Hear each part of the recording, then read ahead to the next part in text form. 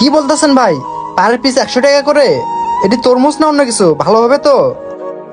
ভাই গত 2-3 দিন আগেও তো দেখছি এগুলো পার পিস করে 500 টাকা করে বিক্রি করছেন। আজকে হঠাৎ করে আপনাদের এখানে দাম কমছে, কারণটা কি ভাই? ভাই 2-3 দিন আগের কথা বাদ দেন, পবিত্র রমজান মাস চলে আসছে তো তাই দামটা একটু কমিয়ে দিছি। যে গরম পড়ছে আজকে, দেখি একটা তরমুজ নেই। ভাই এই তরমুজ কত করে পিস? ভাই তরমুজ নিবেন? কয়টা নিবেন? ভাই কয়েক পিস নেওয়া তো সামর্থ্য নেই, আইছিলাম 1 পিস নেওয়ার জন্য। এখন কত করে রাখা যাবো পিস? ভাই তরমুজ বিক্রি করি কেজি 80 টাকা করে। এখন আপনি যদি একটা নেন তাহলে 500 টাকা রাখা যাবে। দেখি তো ভাই তরমুজটা।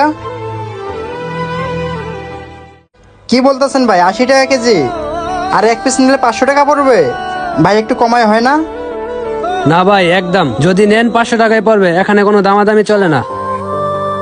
ভাই রোজা রমজানের মাস আছে, আপনারা কি একটু দাম কমায় রাখবেন? তা না করে আপনারাও দাম বাড়ায় দেন।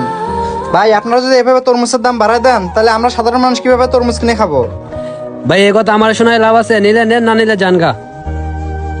ভাই আশা করে আইছিলাম তরমুজ নিয়ে যাব, আপনি যে দাম চাইতেছেন মনে হয় না ভাই আর তরমুজ নিয়ে যেতে পারবো। আচ্ছা ঠিক আছে ভাই, থাকেন, আমি চলে গেলাম। ওই তো দেখি আরেকটা তরমুজের দোকান, যাই দেখি ওই দোকানে। ভাই আমরা তো রমজান ছাড়া 300 করে বেচছি, রমজান মাসে তো ভালোই চলতেছে। লন রমজান মাসে আমরা 400 টাকা পিস বেচি। ভাই তরমুজ এগুলো ভালো হবে? কত করে পিস এগুলা? হ্যাঁ ভাই সবগুলো তরমুজই ভালো হবে, আপনি কোনটা নিবেন দেখেন। আরেকটা কথা ভাই, দামাদামি করবেন না, এই তরমুজটা বড় আছে, এটা একদম 100 টাকা পড়বে।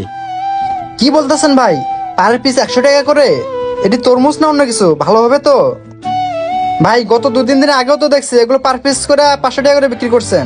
আজকে হঠাৎ করে আপনাদের এখানে দাম কমছে, কারণটা কি ভাই? ভাই 2-3 দিন আগের কথা বাদ দেন, পবিত্র রমজান মাস চলে আসছে তো তাই দামটা একটু কমিয়ে দিছি। সত্যি বলতেছেন ভাই? 100 টাকা করে পিস? তো ভাই আপনি যে এত দাম কমে বিক্রি করতেছেন, তো আপনার ফায়দা কি? ভাই আমি কোনো লাভ লস আর ফায়দার হিসাব করে বিক্রি করতেছি না। ভাই বুঝলাম না, আপনি লাভ লোকসানের কথা করে বিক্রি করতেছেন না তো কেন বিক্রি করতেছেন? আমাকে কি একটু ঘটনাটা খুলে বলবেন? ভাই আপনি তো জানেনই আমাদের বাংলাদেশে রমজান মাস আসলে সবকিছুর দামই বেড়ে যায়। আর আমাদের বাংলাদেশে অনেক মধ্যবিত্ত পরিবার আছে, তারা কিনা বেশি দাম দিয়ে তরমুজ কিনে খেতে পারে না। তাই আমি সিদ্ধান্ত নিছি এই রমজান মাসে প্রত্যেকটা অসহায় মানুষ যেন এই তরমুজ কিনে খেতে পারে। তাই তো আমি 400 টাকা তরমুজ 100 টাকা করে বিক্রি করতেছি।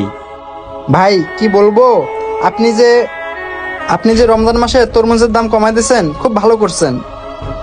এখন দেখা যাবে ভাই আপনার ওসিলায় কিছু গরিব অসহায় মানুষ আপনার দোকান থেকে তরমুজ কিনে খেতে পারবে।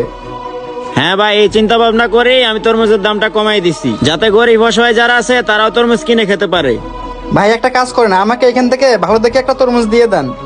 আচ্ছা ঠিক আছে ভাইয়া, দিতেছি। এই তরমুজটা বড় আছে, এই অঙ্কন ফলি ধরো। 400 টাকার তরমুজ ভাই 100 টাকায় দিয়ে দিল। কাস্টমারটা যায় লোক পরে জিজ্ঞাসা করবো না। এই যে ভাই আপনি তরমুজ নেন। তরমুজটা মনে হয় ভালোই হবে, যাক ভাইয়ের কাছে তাহলে 100 টাকাতে তরমুজটা পাইলাম। এই যে ভাই 100 টাকা।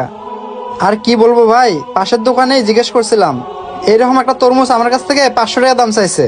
যাই হোক ভাই, আপনার জন্য হয়তো বা গরিব অসহায় মানুষেরা তরমুজ কিনে খেতে পারবে। আর আমি আপনার ব্যবসার জন্য দোয়া করি, আল্লাহ পাক যাতে আপনার ব্যবসাতে বরকত দেয়। তাহলে ভাই আমি এখন আসি। ভাই আপনি এটা কেমন কাজ করলেন? 400 টাকার তরমুজটা আপনি ওনার 100 টাকায় দিয়ে দিলেন। আমি আরো ভাবছিলাম 400 টাকার তরমুজ 500 টাকায় বেচবেন, তা না করে আপনি 100 টাকায় দিয়ে দিলেন।